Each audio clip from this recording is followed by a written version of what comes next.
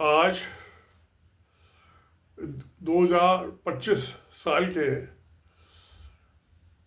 पहले इलेक्शन दिल्ली विधानसभा के election commission of India ने अनाउंस कर दिए। 5 फरवरी को वोटिंग होगी और 8 फरवरी को काउंटिंग के रिजल्ट्स आएंगे। अब दिल्ली के इलेक्शन, वैसे दिल्ली एक यूनियन टेरिटरी है, होम मिनिस्ट्री के अंडर में।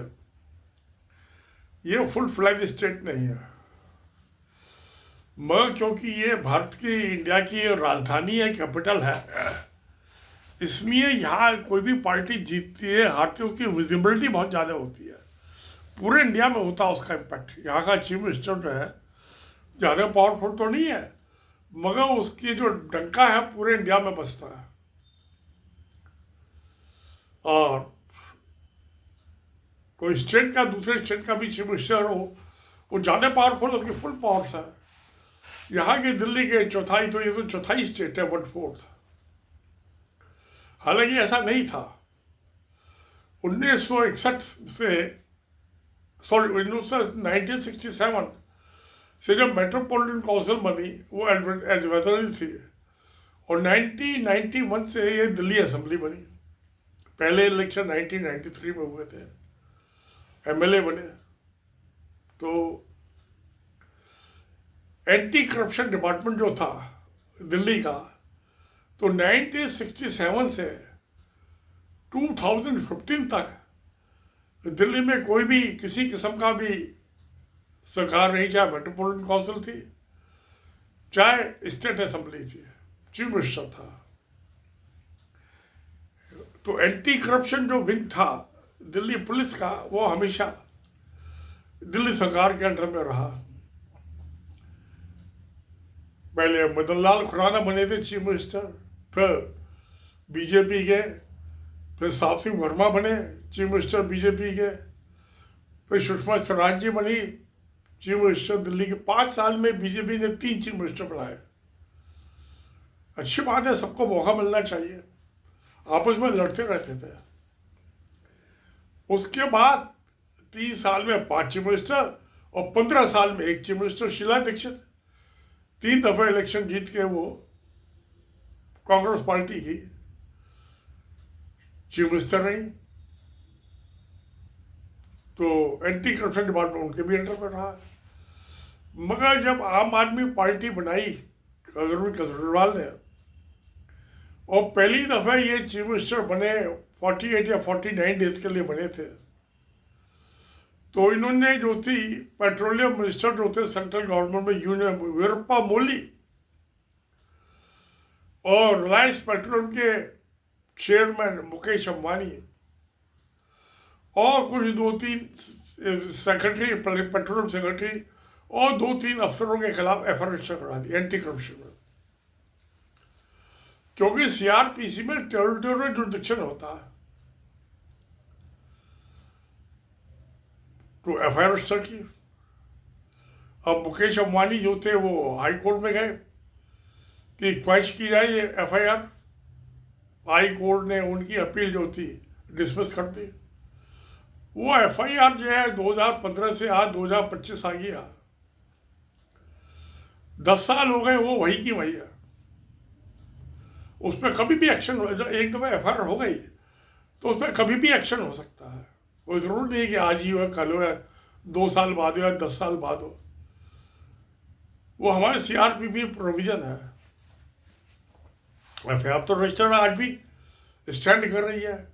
मगर नरेंद्र मोदी जो 2014 में प्रधानमंत्री बने, तो वो केजरीवाल से डर के, भाई ये तो मेरे खिलाफ भी एफआईआर रजिस्टर करा देगा एंटी करप्शन डिपार्टमेंट में। तो नरेंद्र मोदी ने सबसे पहला काम ये किया कि एंटी करप्शन विंग जो था चीफ मिनिस्टर के अंडर से निकाल के लेफ्टिनेंट गवर्नर के अंडर में कर दिया। लेफ्टिनेंट गवर्नर जो है होम मिनिस्टर का पिल्ला है, प्यादा है, तो वो करेगा जो सेंट्रल गवर्नमेंट करेगी, कहेगी, उसे आदेश देगी। नहीं तो हटा के उसको फेंक देंगे, उसे बंद कर देंगे लेफ्टिनेंट गवर्नर को। तो मोदी को डर लग गया केजरीवाल का। अब मैं समझता हूँ जितने भी चीफ मिनिस्टर्स हैं उनमें सबसे ज़्यादा खौफ आम आदमी पार्टी का जो ये नेता है अरविंद केजरीवाल, इससे ज़्यादा लगता है मोदी और मोदी की सरकार को। अब ये 5 फरवरी को इलेक्शन हो गए, 8 फरवरी को काउंटिंग होगी। ये कहते हैं कि आरएसएस राष्ट्रीय सेवा संघ दिल्ली में बहुत स्ट्रांग है, मैं मानता हूँ बहुत स्ट्रांग है, इसमें कोई शक नहीं है। मगर जो दिल्ली की डेमोग्राफी, जो 1947 में रिफ्यूजी आए थे, दिल्ली आके बस गए थे, उनके रेपुटेशन की कॉलोनियाँ बनी, तो मेजोरिटी में वो गए थे जो पंजाबी और सिख थे, जो वेस्ट पाकिस्तान से आए थे माइग्रेट होकर। मगर इस बीच में बहुत लंबा टाइम हो गया, ये आगे बढ़ते बढ़ते 1990 और 95 यूपी, बिहार,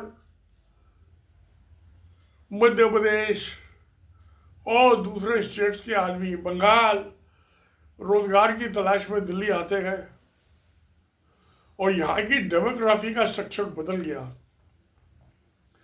मगर आरएसएस और बीजेपी उसी को लेके चलते रहे। नतीजा ये हुआ कि 15 साल से तो शीला दीक्षित ने कांग्रेस पार्टी की चीफ मिनिस्टर थी, उसने भारतीय जनसंघ और भारतीय जनता पार्टी को सत्ता से दूर रखा, हराया, बुलता हराया। और जब केजरीवाल आए वो तो दोनों का बेड़ा गर्क कर दिया। पिछले 2 विधानसभा के इलेक्शन में कांग्रेस पार्टी एक भी एमएलए की सीट नहीं जीत पाई है,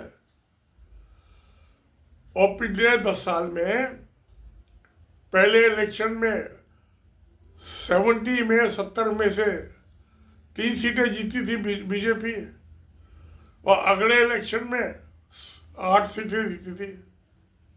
तो 90% सीटें जो एमएलए के वो आम आदमी पार्टी ने जीती। एक नया उगता हुआ सितारा, पढ़ा लिखा आदमी, हाईली क्वालिफाइड। दिल्ली की जनता खुश है।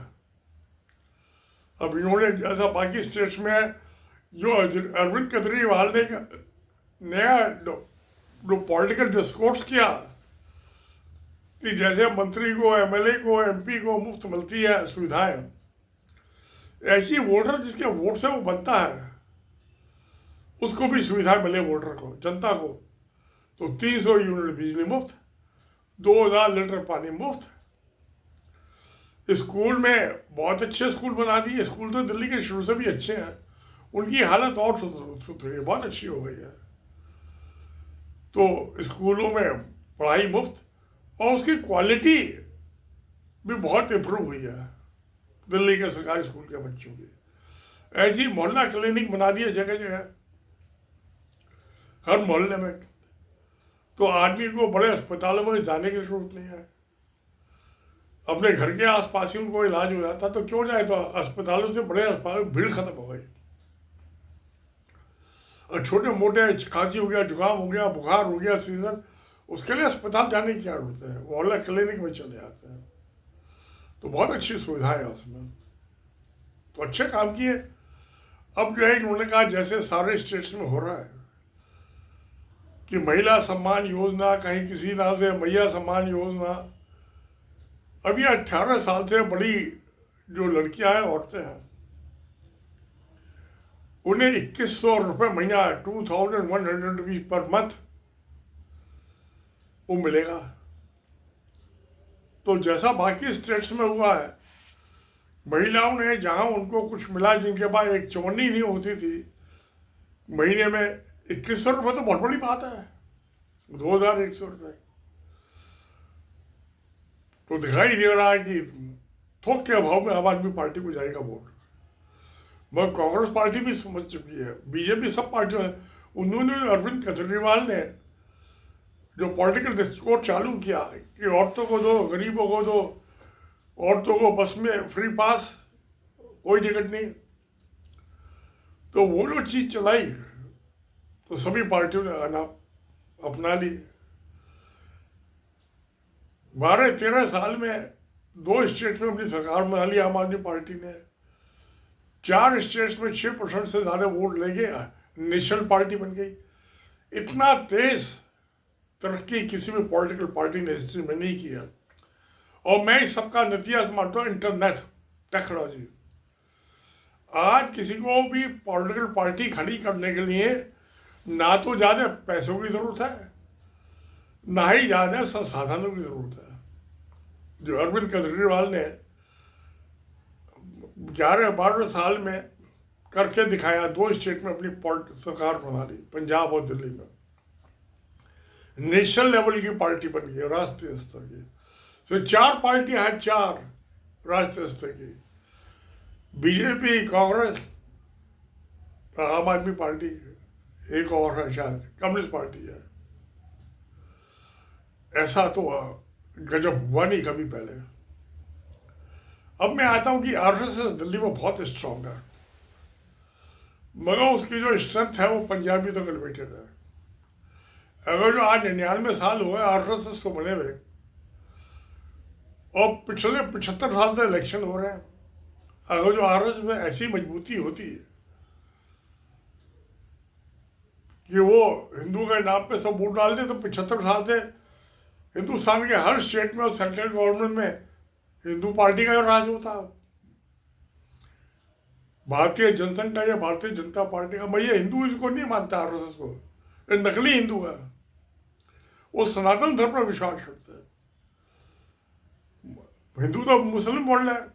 हिंदू ना कहीं वेदों में आया, वेदांत में आया, ना उपनिषद में आया है, ना वाल्मीकि रामायण में आया, ना महाभारत में आया, ना गीता में आया, ना भागवत में आया। तो मुसलमान जो 1000 साल पहले आए थे वो लेके आए थे हिंदू शब्द। इसलिए हिंदू जो है इनके बकाए में नहीं आते।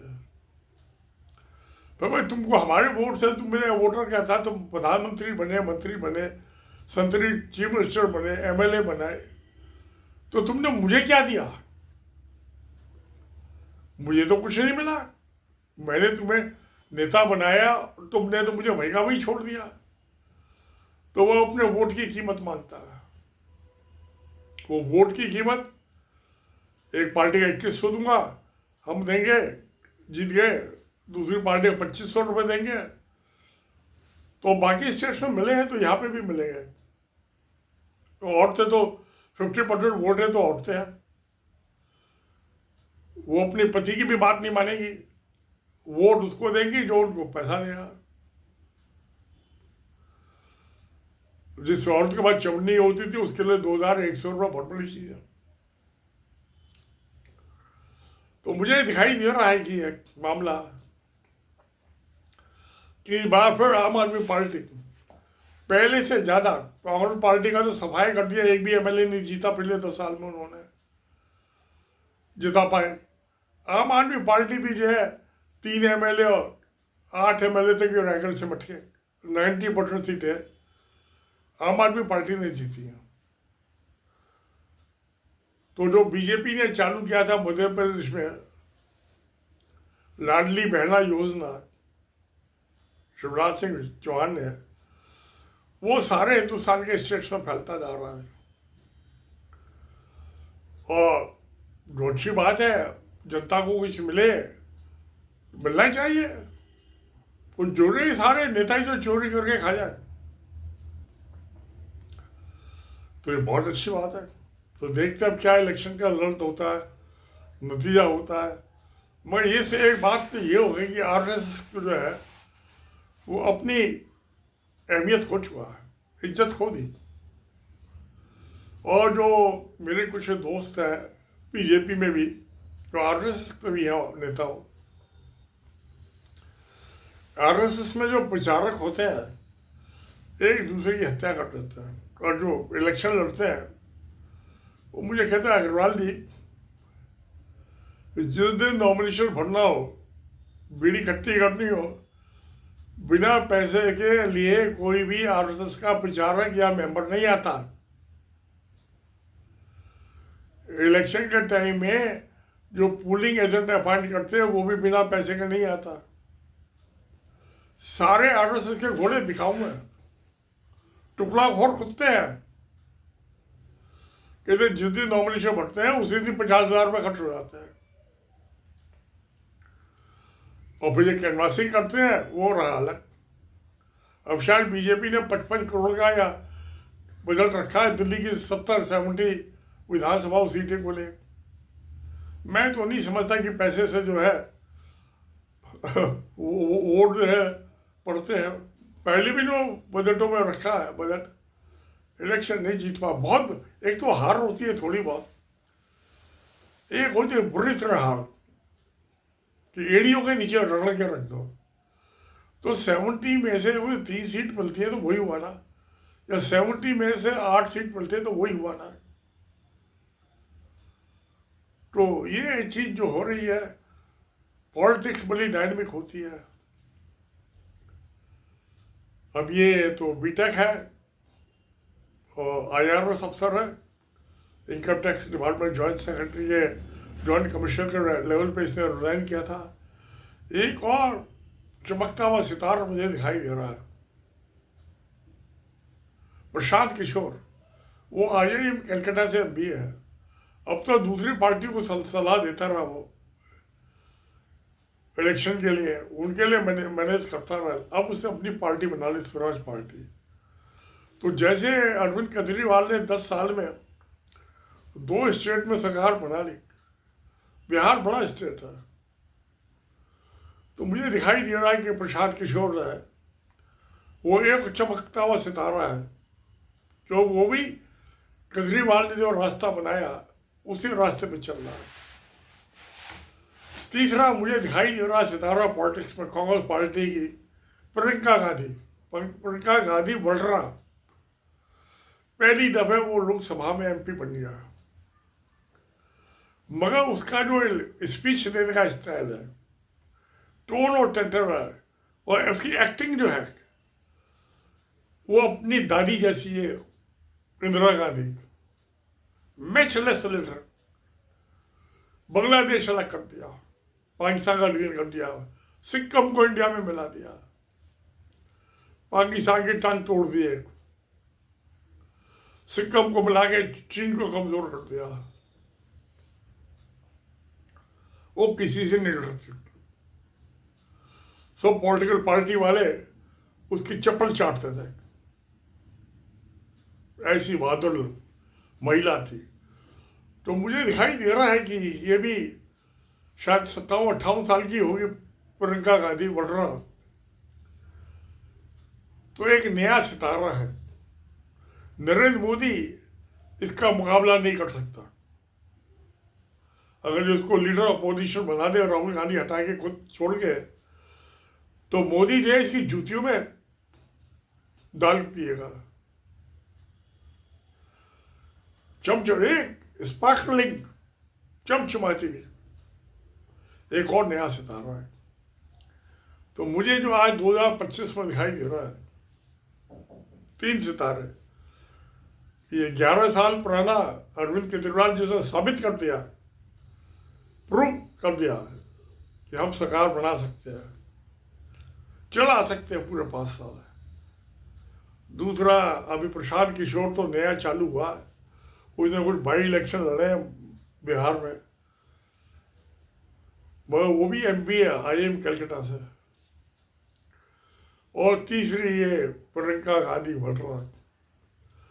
ये जो 3 सितारे हैं, तो कौन ट्रोपाइड्स है, स्टूल के 3 पाए। कोई मोबाइल जिसमें मैंने रखा हुआ अपना रिकॉर्डिंग के लिए, इसके भी 3 पाए हैं, 3 फुट से। तो मुझे लग रहा है कि आने वाले सालों में ये 3 आदमी जो है हिंदुस्तान की पॉलिटिक्स को डोमिनेट करके, और RSS और BJP इनमें आपस में घमासान होगा, कुश्ती होगी, मारा मारी होगी। अभी BJP का अध्यक्ष नहीं बना पाए थे, अब शायद बना दें इस महीने जनवरी में, by the end of January. नहीं तो कौन किसको मारता है, क्योंकि इनकी बड़ी पुरानी परंपरा है अपने नेताओं की हत्या करने की, RSS की और BJP की। बाकी पार्टी में ऐसा नहीं है।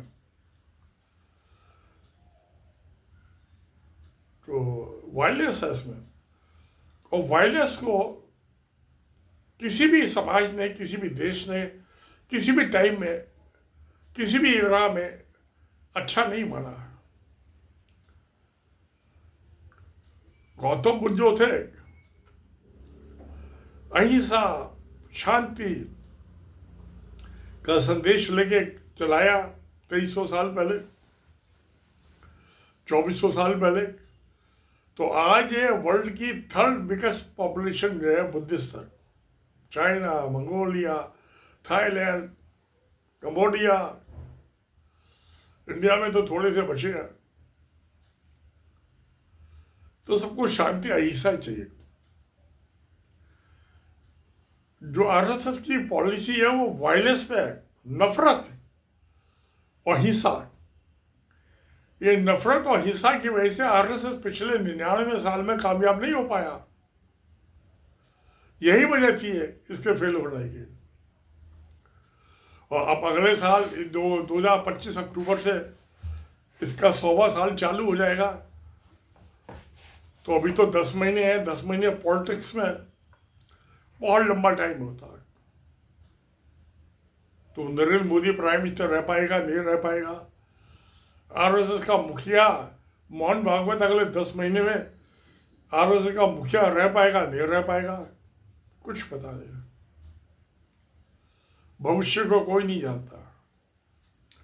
पॉलिटिक्स में 10 महीने बहुत होते हैं, 1 हफ्ता ही बहुत होता है। तो देखते हैं क्या होता है। अब चालू हो गया 2025 का चुनाव का मेला, जनता लोकतंत्र का मेला। तो देखते क्या होता है। 8 फरवरी को पता चलेगा।